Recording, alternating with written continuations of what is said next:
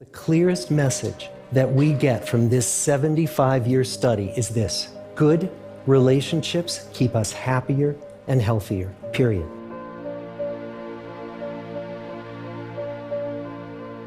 When you've been drowning in an ocean of material thought and someone had the compassion and empathy to reach down and grab you, you feel like you want to do the same thing. And that's just my meditation constantly. You can't ever go back from that. The amount of gratitude I have for the people that have invested in me and that opened up my eyes. I was 18 years old. I would have gone down the path of becoming if I had it my way, I probably would have wanted to become an art director at a massive company. I probably would have done pretty well for myself. I would have traveled the world and wasted my life. I always think about that moment of sliding doors, what could have been. Right. And that's what I would have been. But because I met these incredibly powerful people who wanted nothing from me but just to give, it changed my life. And that's the opportunity I want. And for people, it may not be a monk.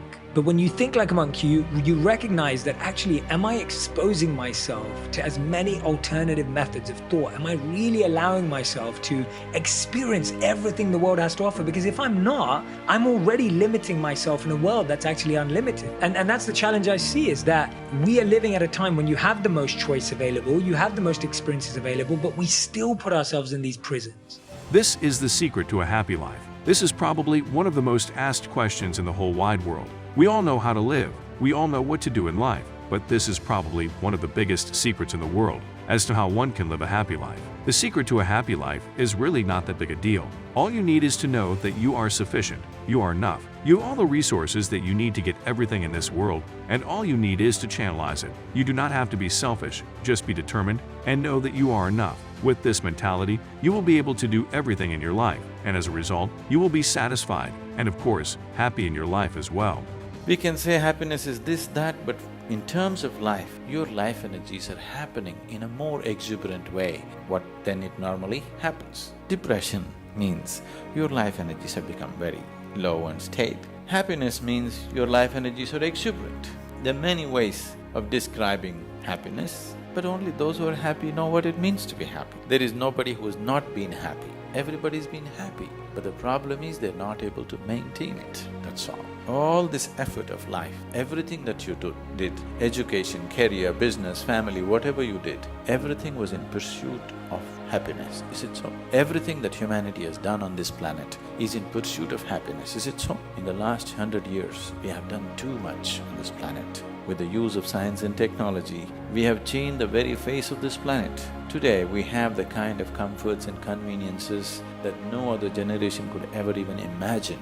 Yes? What royalty could not afford 100 years ago, today average citizens have, isn't it so? And most of you driving chariots with 100, 200 horses. Yes? Even kings could not afford this. But are we any happier? We are definitely the most comfortable generation ever on this planet, is it so, physically? But are we also the most joyful generation? So it's not worked. The clearest message that we get from this 75-year study is this: good relationships keep us happier and healthier, period. We've learned 3 big lessons about relationships. The first is that social connections are really good for us and that loneliness kills. It turns out that people who are more socially connected to family, to friends, to community are happier, they're physically healthier, and they live longer than people who are less well connected. And the experience of loneliness turns out to be toxic. People who are more isolated than they want to be from others find that they are less happy, their health declines earlier in midlife, their brain functioning declines sooner, and they live shorter lives than people who are not lonely. And the sad fact is that at any given time, more than 1 in 5 Americans will report that they're lonely. And we know that you can be lonely in a crowd and you can be lonely in a marriage. So the second big lesson that we learned is that it's not just the number of friends you have, and it's not whether or not you're in a committed relationship, but it's the quality of your close relationships that matters.